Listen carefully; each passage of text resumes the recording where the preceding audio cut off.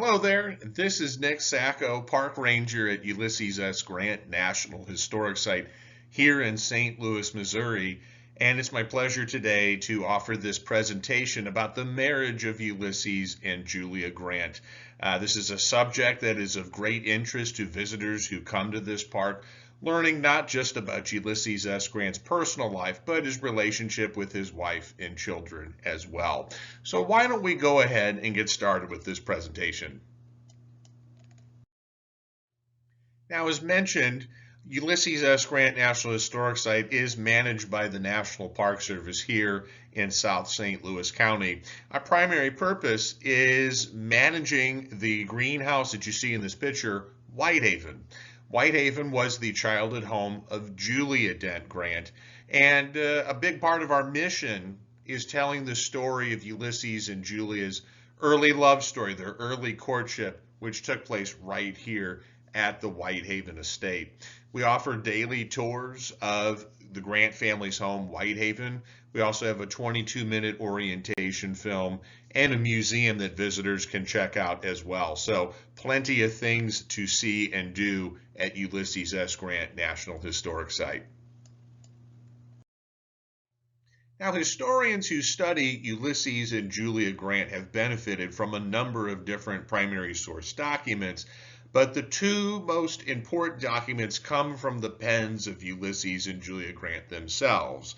Now, of course, with Ulysses S. Grant, his famous personal memoirs written during the last year of his life in 1885, General Grant's memoirs largely revolve around his experiences in the Mexican-American War and the American Civil War, but Grant himself does talk a little bit about his personal life in the memoirs.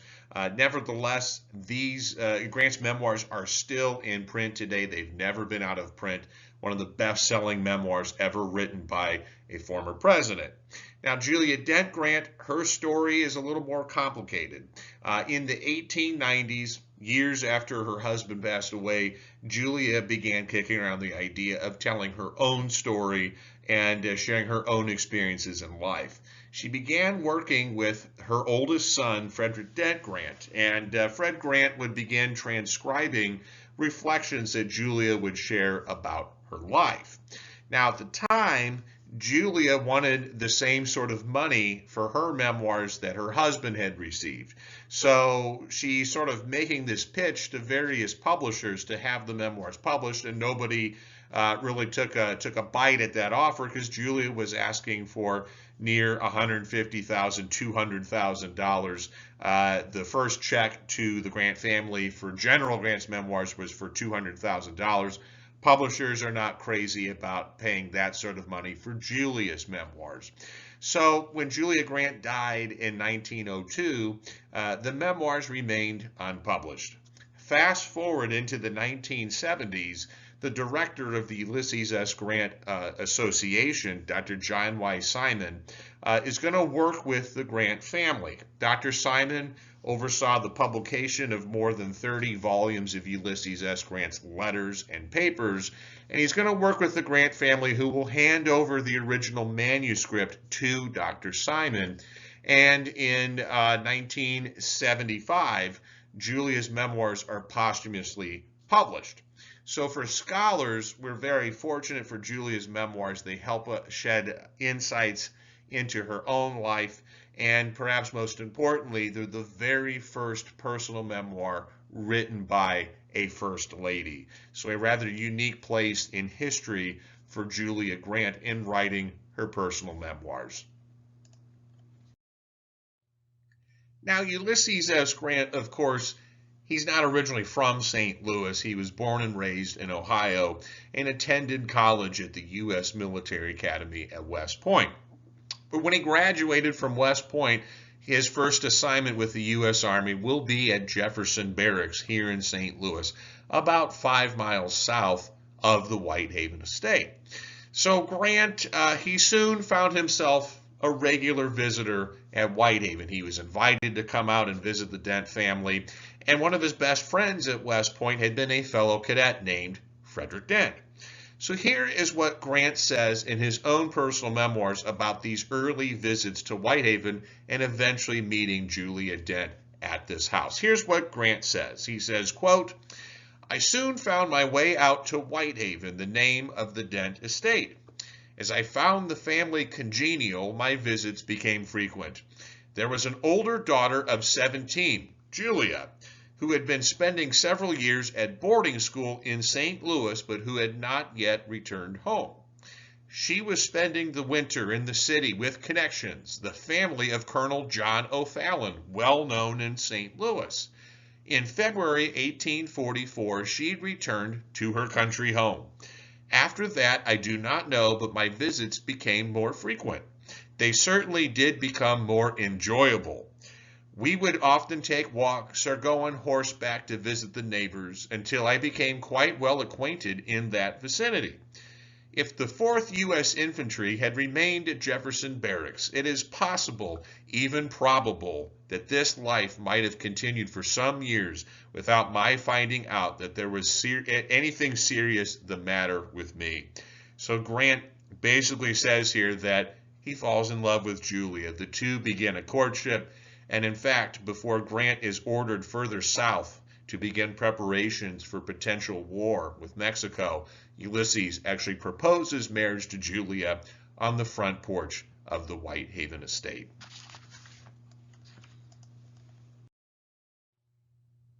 Now, the courtship between Ulysses and Julia Grant only lasted for about 3 months, when Grant is going to leave with the U.S. infantry, leaving St. Louis in May of 1844. Little did Grant know at the time, but he would be separated from Julia for almost 4 straight years during this time. Between 1844 and 1848, Grant was stationed at various military posts in Louisiana and Texas, and eventually played a role in fighting in the Mexican-American War. There was only one brief trip in 1845 when Grant got a leave of absence to come back to St. Louis, and at that time in 1845, he will approach Julia's father, Frederick Dent Sr., and request permission to eventually marry Julia Grant. For historians, during this long separation between Ulysses and Julia, we are very fortunate that there are a good number of letters that still exist as documentary evidence. For Ulysses, he will frequently write back to Julia at Whitehaven, reporting on conditions in the South, reporting on what's happening in the Mexican-American War as the 4th U.S. Infantry eventually makes its way to Mexico. I would like to quote some of my favorite passages from these letters. For example, in his first letter to Julia in the summer of 1844, Grant mentions that he says, quote, Julia, I cannot express the regrets that I feel at having to leave Jefferson Barracks at the time that I did. I was just learning to enjoy the place and the society of St. Louis. And he goes on to mention that he felt like he was very well suited for the St. Louis climate. And for those of you who've lived long enough in St. Louis to know about the St. Louis climate, you know that's a pretty funny statement because it's a pretty miserable climate a lot of the time. So you know Ulysses is in love when he's talking about how much he loves the St. Louis weather. Some other letters from Ulysses. He wrote to Julia in August of 1844. He said, quote, You say, Julia, that you often dream of me. Do tell me some of your good ones. Don't tell me any of the bad ones. To think that while I am writing this letter, the ring I used to wear is on your hand. Parting with that ring, Julia, was the strongest evidence I could have given you of the depth and sincerity of my love for you.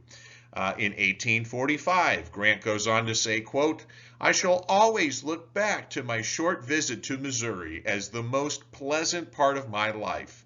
In fact, it seems more like a pleasant dream than reality. I can scarcely convince myself of the fact that I was there so short a time ago.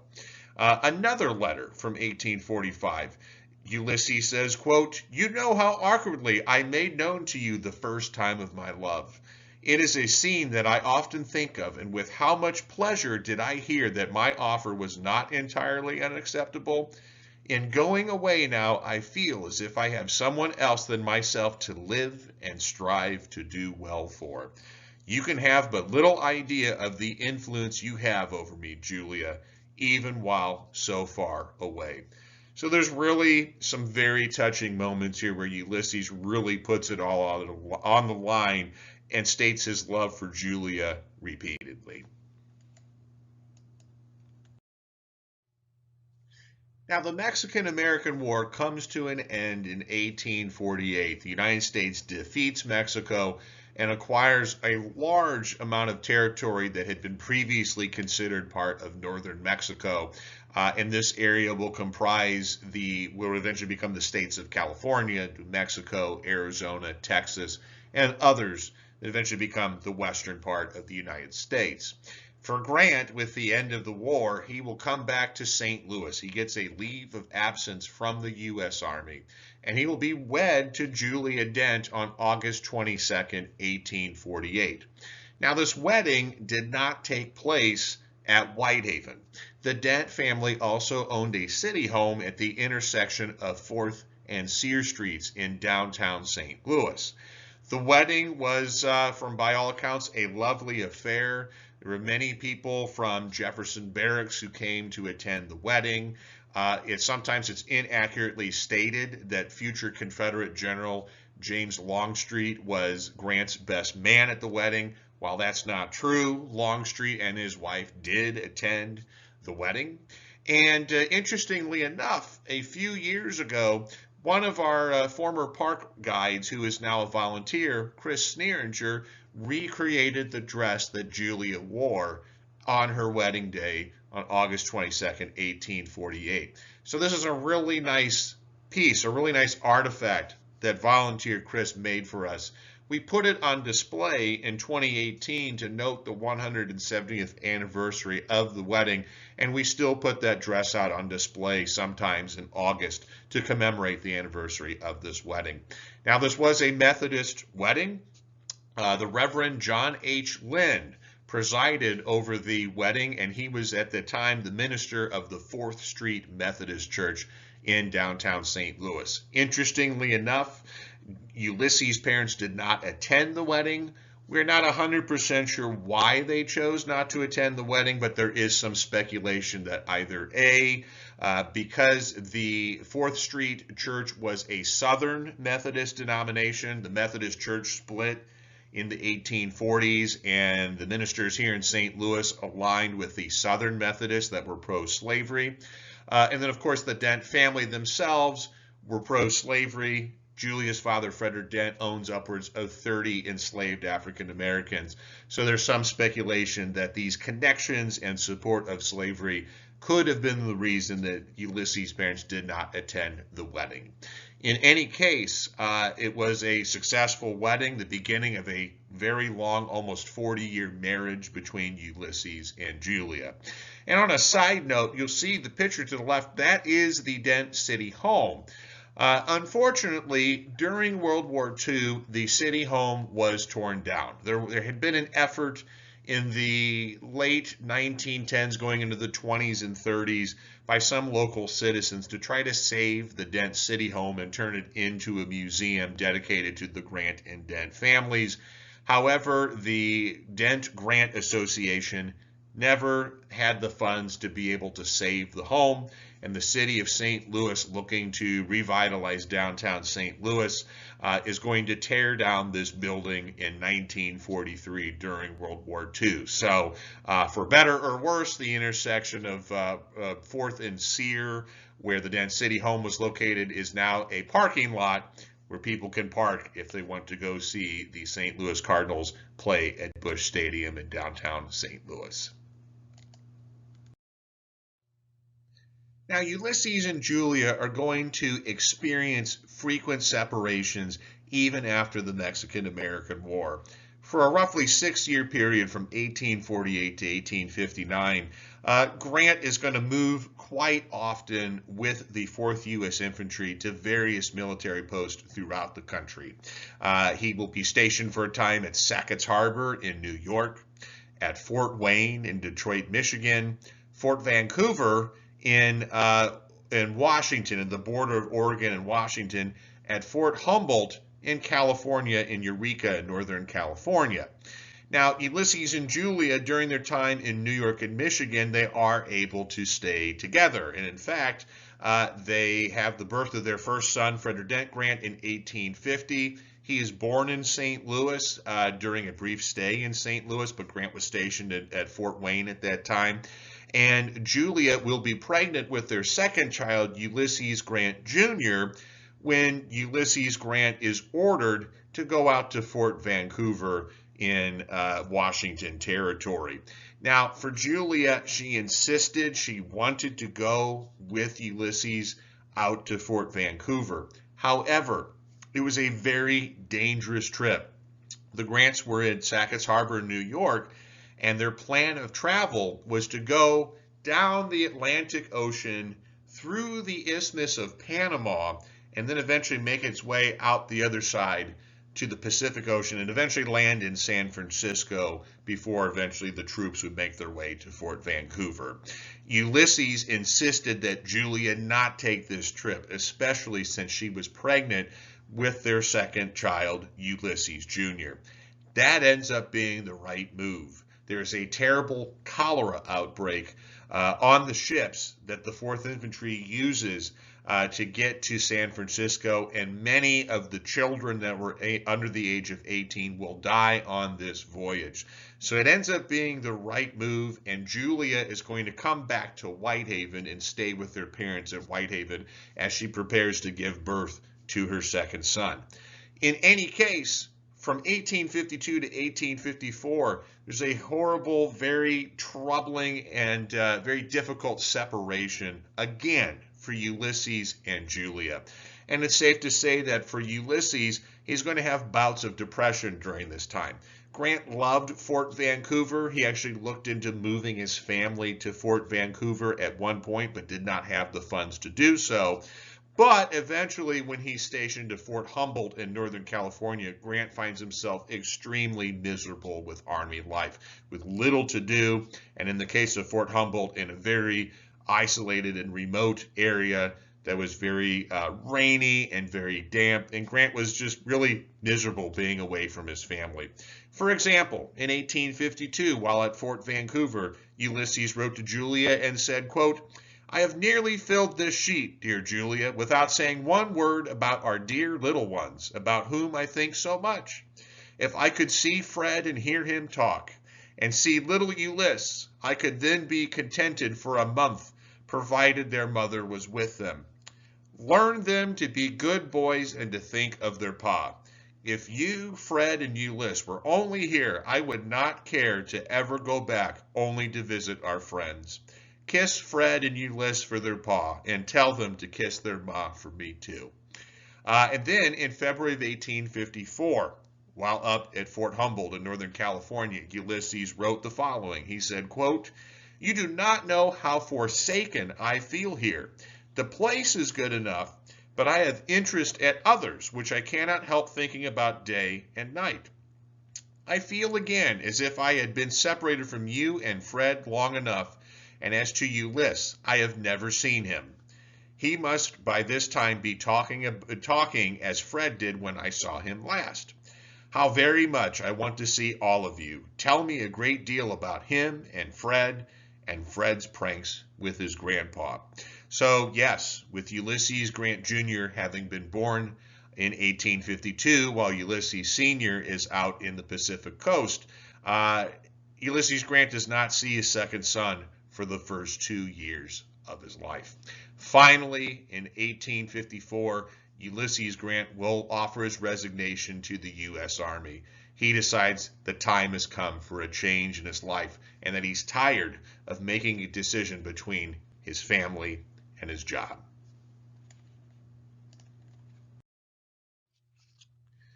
Now, Ulysses, when he resigns from the army, he decides that he's going to come back to Whitehaven and try his hand at farming. For 5 years, from 1854 to 1859, Ulysses Grant raised a range of fruit and vegetable crops at Whitehaven, including corn, wheat, potatoes, and apples. And during this time, the Grant family added 2 more children to their family. Nellie Grant, the Grant's only daughter, who was born in 1855, and Jesse Grant, the youngest son, who was born in 1858. Now, this period is a period of great struggle for the Grants. There's a multitude of factors that prevent Ulysses Grant from succeeding on the farm. There's a very weak economy in the late 1850s. The country experiences what we might call a recession today that really lowers the value of Grant's crops. St. Louis weather, of course, not always cooperative for farmers, and in Grant's case, there'll be unusually cold temperatures for some of the summers that Grant is living here in St. Louis in the late 1850s. And then Grant himself also fought malaria. He had malaria for most of his life, most likely acquired it while growing up in Ohio, and there'll be times when Grant is stuck in bed, too sick to get out and work on the farm. Having said all of that, though, this is a period of great happiness for the Grant family itself. Even though Ulysses struggled on the farm, he got to spend quality time with his 4 children. He got to spend quality time with his wife, reading the newspaper together with Julia, having quality meals together as a family. So even though Grant struggles at Whitehaven, it's not all doom and gloom. This is also a period of great happiness and togetherness as a family for the Grants as well. Another experience for Ulysses here at Whitehaven was building the famous Hardscrabble log cabin. Now, Hardscrabble, the idea behind it is that Grant wants to have his own independence. Now, moving to Whitehaven, this is the very first time the entire Grant family is all living together underneath the same roof. But for better or worse, Grant, by moving to Whitehaven, he's also moving in with his in-laws. Anxious to find that independence that he sought for himself and his family, Grant begins constructing the Hardscrabble log cabin in 1855. The log cabin was originally built about 1.5 miles north of the Whitehaven estate on property that is now a part of St. Paul Churchyard off of Rock Hill Road here in South St. Louis County. It took about a year and a half for Grant to build the log cabin. He did most of the work himself, but there were some neighbors and enslaved laborers nearby, both at Whitehaven and at other properties, who came and assisted with the raising of the house. Hardscrabble, however, ended up being a very short-lived experience. The Grants only lived at Hardscrabble for about 3 months, from October 1856 through the end of the year in 1856. And one reason for that is that Julia Grant, as much as she loved her husband, she hated the Hardscrabble log cabin. So she sort of jokingly referred to the home as Hardscrabble because she just could not stand it. She could never find a way to make it feel like home in the same way that Whitehaven felt like home. And Julia's mother, Ellen, passed away in January of 1857, which also prompted the Grant family to move back to the Whitehaven estate.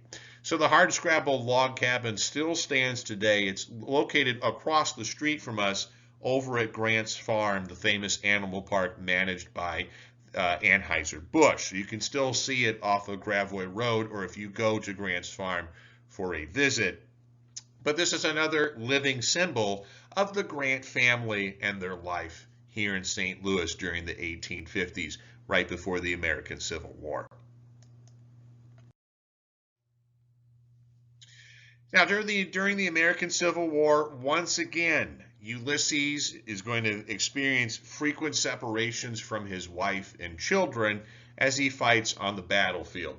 But there are numerous wonderful stories that highlight the partnership and the marriage between Ulysses and Julia during the Civil War.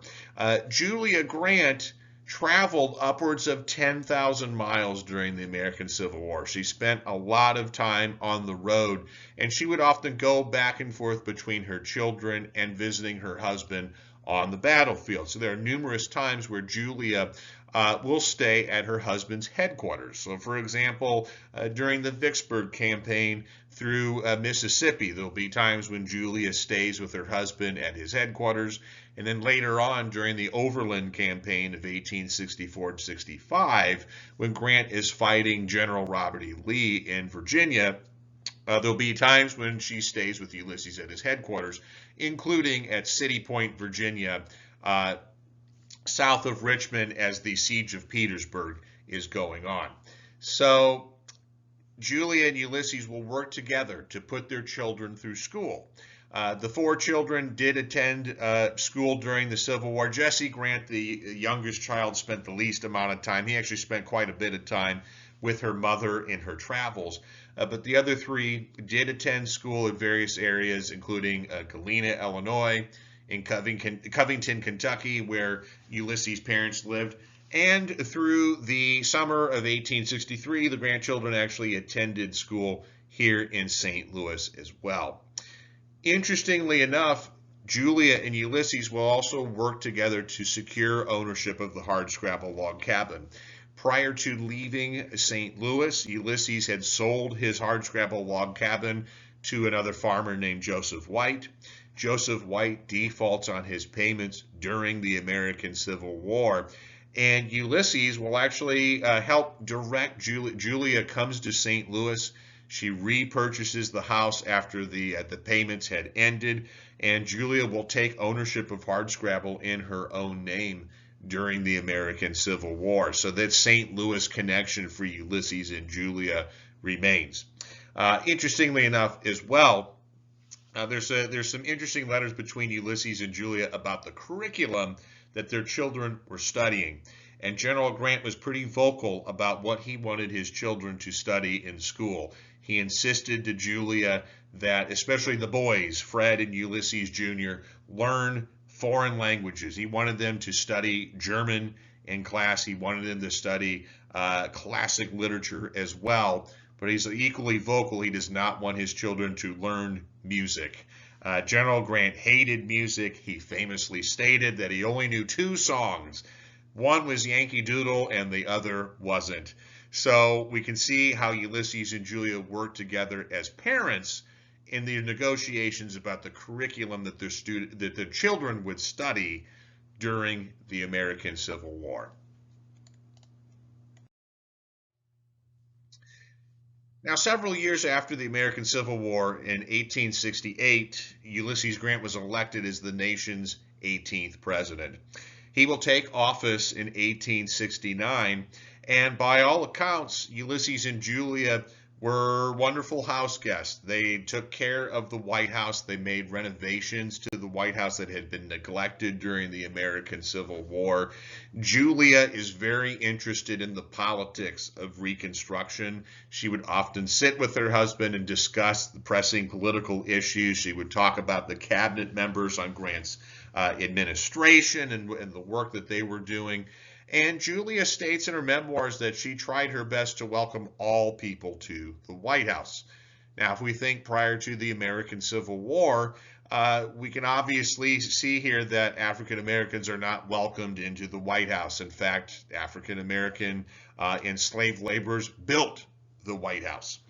Julia, even though she had grown up in a strongly pro-slavery household, and there had been 4 enslaved laborers that had been sort of gifted to Julia, who she didn't legally own them, but they did much to attend to her needs in the years before the Civil War. These 4 enslaved people were Dan, Eliza, John, and Julia, also named Julia.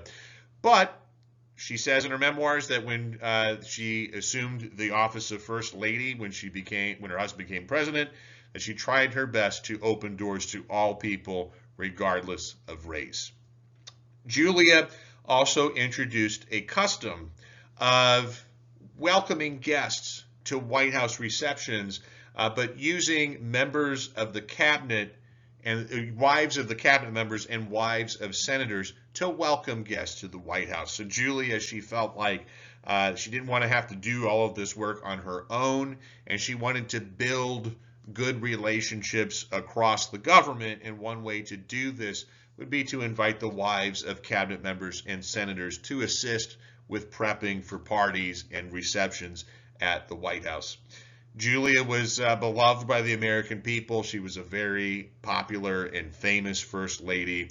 She did run into one bit of trouble, and that was when she decided to put a fence around the White House. Of course, the White House is the people's house, and back in Grant's day, you would be able to walk through the front doors of the White House, and sometimes you'd even get a chance to shake the president's hand right there in the White House.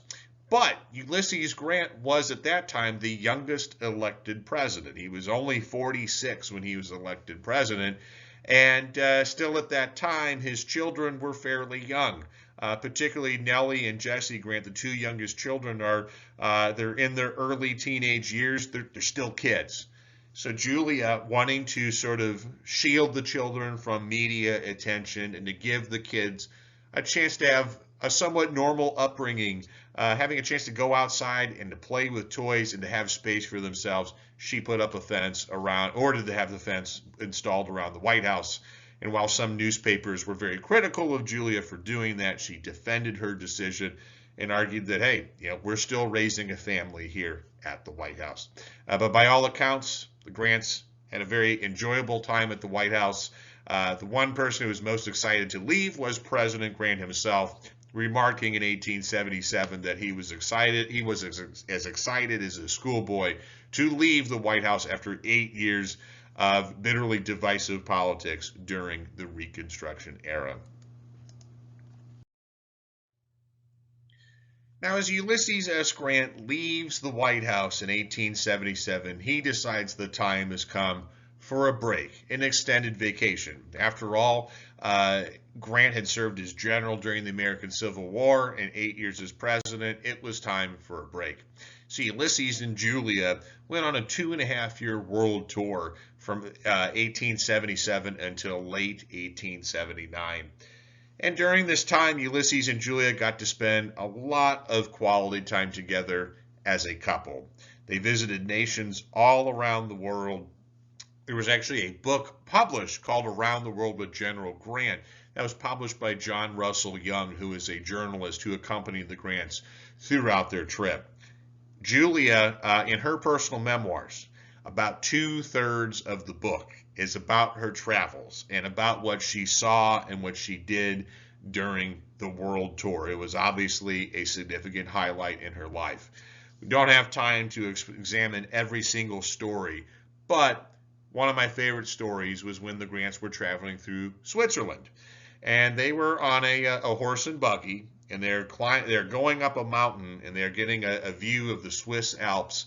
And Julia decided that she wanted to play a little prank on her husband, and she got out of the buggy, and she left, and she went and hid in the mountains. And so General Grant, he waits for a minute, and then he realizes that his wife is gone, and he starts really getting worried, and he orders the stagecoach to start moving the buggy. Hey, we need to find Julia. She's missing. And then right at the last second, Julia reappeared and scared her husband and had a great laugh about it. And according to Julia, her husband was not too happy about this prank. But for me, it kind of shows the playfulness of Julia. It shows the playfulness of their relationship.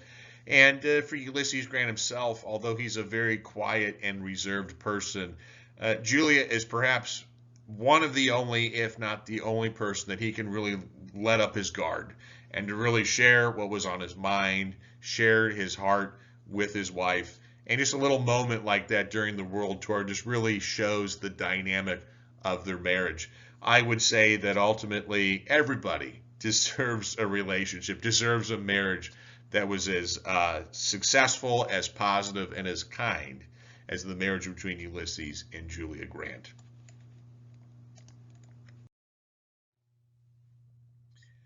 After the world tour, Ulysses and Julia relocated to New York City. and they will live in New York City for the remainder of Ulysses S. Grant's life.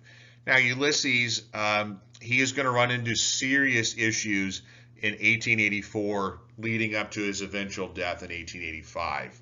One of the issues is that Grant gets involved with a Wall Street investment banking firm, and his partner in the firm, Ferdinand Ward, is basically a 19th century version of Bernie Madoff. He is cooking the books the whole time. The Grant family loses their entire fortune in this Wall Street market swindle. And General Grant was also a very heavy smoker, known to smoke up to 20 cigars a day. And he will be diagnosed with inoperable throat cancer. So for the last 6 weeks of General Grant's life, the family relocated up to a cottage in upstate New York in an area called Mount McGregor. And during this time, this is a very painful time as Julia is doing whatever she can to care for her husband, knowing that he doesn't have much time to live. I particularly love the picture that we can see in this PowerPoint. This is a gathering of much of the family shortly before Grant passes away in 1885. We can see 3 of the 4 Grant children. To the far left, sitting down, is Ulysses S. Grant Jr., the second son. Fred Grant, the oldest son, is pictured standing behind his father. Jesse Grant, the youngest son, is over in the corner to the right. Several of the sons and their wives are pictured here. And down at the very front is Ulysses S. Grant III. He will later also attend West Point and become a general who serves in World War I and World War II as well. But in any case, Grant, towards the very end of his life, about a month before he died, he wrote a note to Julia. He left it in his coat pocket to be read by Julia after his eventual passing on July 23rd of 1885. And here was Ulysses' final words to his wife, Julia. He said, quote, "My dear wife, there are some matters about which I would like to talk about, but which I cannot. The subject of death would be painful to you and the children, and by reflex, painful to me also. When I see you and them depressed, I join the feeling. I have known for a long time that my end was approaching with certainty. How far away I could not venture to guess. I had an idea, however, that I would live until fall of 1885 or the early part of winter 1886. I see now, however, that the time is approaching much more rapidly. I am constantly losing flesh and strength. Under these circumstances, the end is not far off. Look after our dear children and direct them in the paths of rectitude. With these few injunctions and the knowledge I have of your love and affections, and of the dutiful affections of all our children, I bid you a final farewell until we meet in another, and I trust, better world."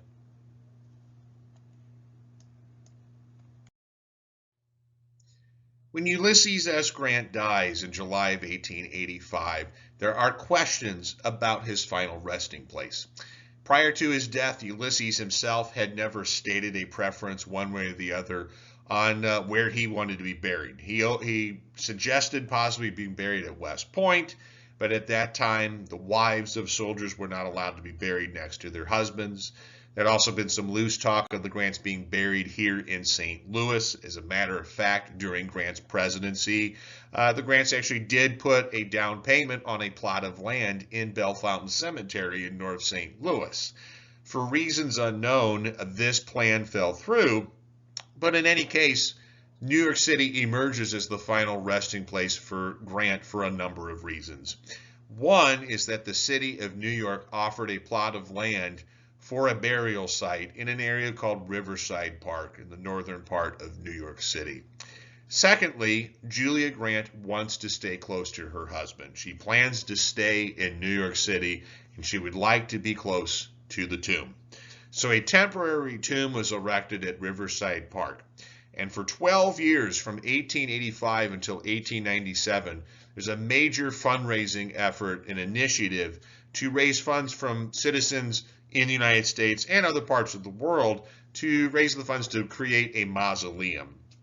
And on the anniversary of Ulysses S. Grant's birth, on April 27th, 1897, there was a lavish ceremony and a dedication of the new tomb for Ulysses S. Grant. His remains were removed to this mausoleum, and this mausoleum today is managed by the National Park Service, and it is the largest mausoleum in the United States still to this day.